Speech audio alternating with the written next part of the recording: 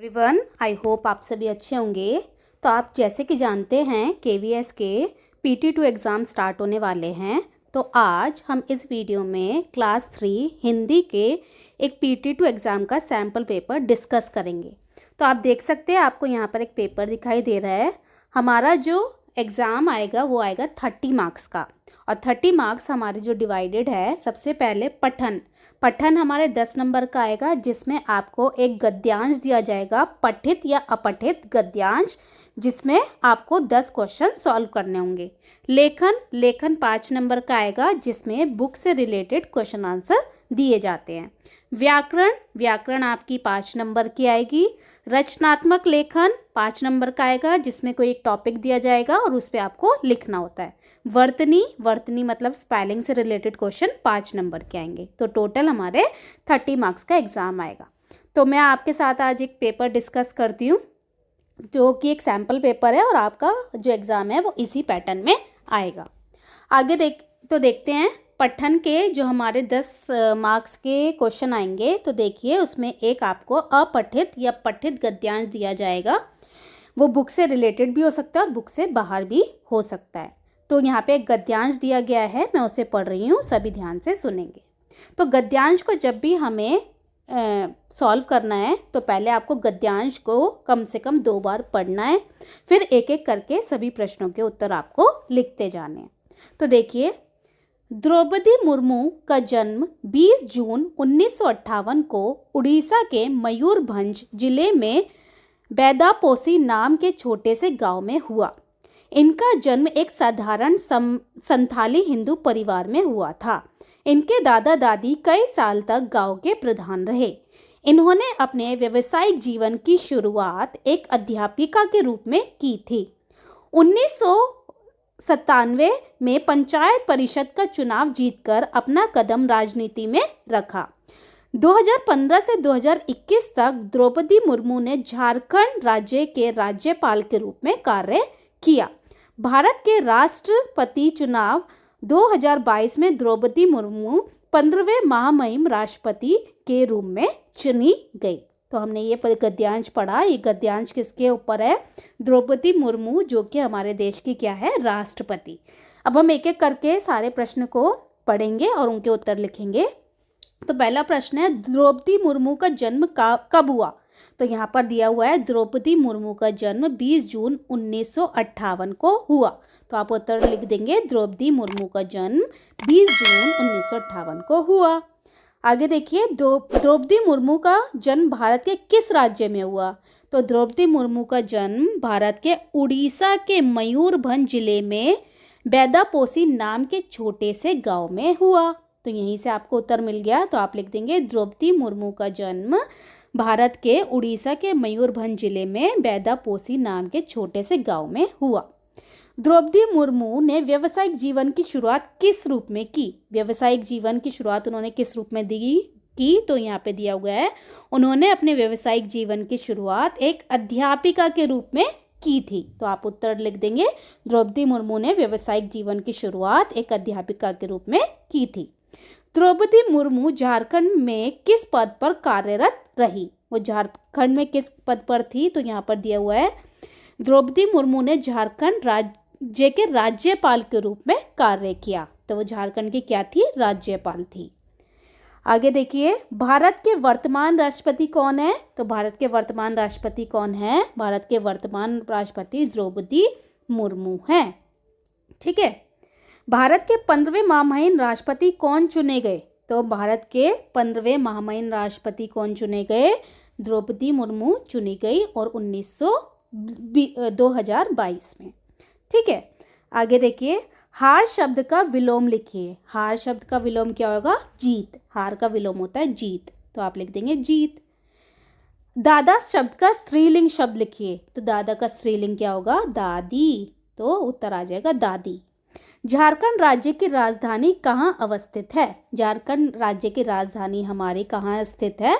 झारखंड राज्य की राजधानी है हमारी रांची। तो आप यहाँ लिख देंगे रांची। आप बड़े होकर क्या बनना चाहते हैं? तो आप जो भी बड़े होकर बनना चाहते हैं, अध्यापिका, डॉक्टर, इंजीनियर, जो भी आप बनना चाहते हैं वो आप बता देंगे कि मैं बड़े होकर ये बनना चाहता हूँ या बनना चाहती हूँ। ठीक है, तो इस तरह से 10 नंबर का आपका जो क्वेश्चन आंसर्स आएंगे वो आएंगे पैसेज से रिलेटेड, जिसमें पैसेज से ही क्वेश्चन के आंसर ढूंढकर आपको लिखने होते हैं। अब देखिए गद्य पद्य के आपके 5 नंबर के क्वेश्चंस आएंगे। ठीक है, तो पहला प्रश्न देखिए क्या है, थिमक्का अपने किस काम के लिए प्रसिद्ध हुई? तो हमारा पाठ था थिमक्का वाला। तो थिमक्का अपने किस काम के लिए प्रसिद्ध हुई? तो थिमक्का अम्मा पिछले 80 वर्ष से सड़कों के किनारे पेड़ पौधे लगाने के लिए प्रसिद्ध हुई। अम्मा ने 45 किलोमीटर लंबे राजमार्ग पर लगभग 385 बरगद के पेड़ लगाए थे, है ना। तो आप इसका उत्तर लिख देंगे।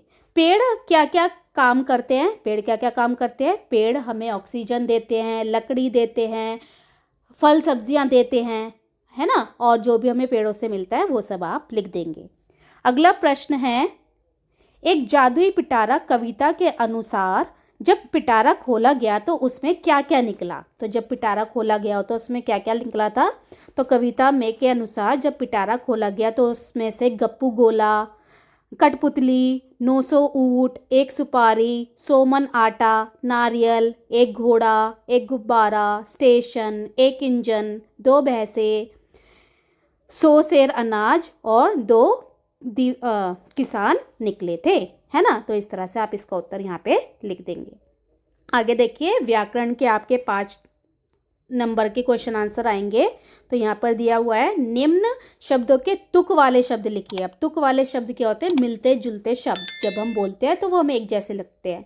जैसे अकड़, अकड़ का हम क्या लिख सकते हैं? जकड़, है ना। और आप अपने हिसाब से और भी कोई शब्द लिख सकते हैं। खूट, खूट का क्या हो सकता है? ऊट, खूट, ऊट, है ना। तो इस तरह से आप लिख सकते हैं। कोई 2 संज्ञा वाले या नाम वाले शब्द लिखिए। संज्ञा क्या होती है? ऐसे शब्द, किसी भी चीज़ का नाम संज्ञा कहलाती है। तो आप किसी भी चीज़ का नाम लिख सकते हैं, किसी पर्सन का, किसी प्लेस का, है ना। जैसे आप लिख सकते हैं ताजमहल, आप लिख सकते हैं कोई फल का नाम सेब। तो संज्ञा होता है, किसी भी चीज़ का नाम संज्ञा कहलाती है। निम्न मुहावरे का अर्थ लिखिए। यहाँ पे एक मुहावरा दिया हुआ है, पाठ पढ़ाना। इसका अर्थ क्या होता है? पाठ पढ़ाने का मतलब होता है सबक सिखाना या सीख सिखाना। तो आप लिख देंगे सबक सिखाना।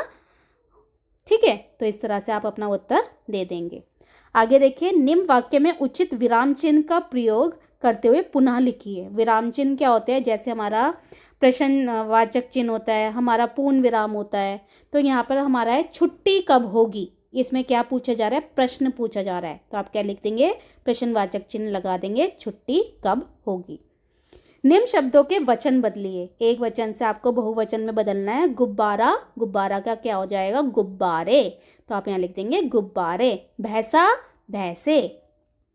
अब देखिए 5 नंबर की आपकी रचनात्मक लेखन आएगी, जिसमें आपको कोई भी टॉपिक दिया जा सकता है, उसके ऊपर आपको 5 वाक्य लिखने होते हैं। जैसे यहाँ पे दिया गया है, अपने प्रिय खेल के बारे में 5 वाक्य लिखिए। तो आपका जो भी प्रिय खेल है, चाहे वो क्रिकेट है, चाहे हॉकी है, चाहे जो भी आप खेलना पसंद करते हैं, उसके ऊपर आपको 5 लाइनें लिख देनी है। आगे देखिए वर्तनी। वर्तनी में स्पेलिंग से रिलेटेड प्रश्न दिए जाते हैं, जो कि 5 नंबर के होंगे। तो देखिए पहला प्रश्न क्या है? जहाँ हम पढ़ने जाते हैं उस स्थान को एक वाक्यांश में क्या कहते हैं? जहाँ पढ़ने जाते हैं उसको क्या बोलते हैं? हम बोलते हैं विद्यालय। विद्यालय बोलते हैं, या फिर हम क्या बोलते थे? स्कूल। तो आप इसका उत्तर लिख देंगे। निम्न शब्द का शुद्ध रूप लिखिए। यहाँ पे शब्द दिया हुआ है गृह कार्य। तो गृह कार्य को सही करके हम कैसे लिखते हैं? गृह कार्य, गृह कार्य। निम्न शब्द का तुक वाला शब्द लिखिए। मिलता जुलता शब्द चमकती, चमकती का आप क्या लिख सकते हैं? धमकती, है ना। तो आप अपनी मर्जी से तुक वाला शब्द लिख सकते हैं। निम्न अक्षरों को सही व्यवस्थित कर एक शुद्ध शब्द बनाना है हमें। तो क्या बन सकता है हमारा? आकाश, आकाश। ठीक है, अगला प्रश्न है अचानक शब्द का अर्थ लिखिए। अचानक का अर्थ क्या होता है? एकदम से या फिर तुरंत, है ना। तो इसका आप अर्थ ही लिख देंगे। तो ये था हमारा एक सैम्पल पेपर हिंदी का क्लास 3 का। तो आपने देखा जो हमारे प्रश्न हैं वो इसी प्रकार से आएंगे। आपको 10 नंबर का एक पैसेज दिया जाएगा, 5 नंबर आपके बुक्स से रिलेटेड क्वेश्चन आंसर आएंगे, व्याकरण आपकी 5 नंबर की आएगी, रचनात्मक लेखन आपकी 5 नंबर की आएगी और वर्तनी आपकी 5 नंबर की आएगी। तो इस तरह से ही आपको अपने PT2 एग्ज़ाम की तैयारी करनी है। Thank you so much everyone.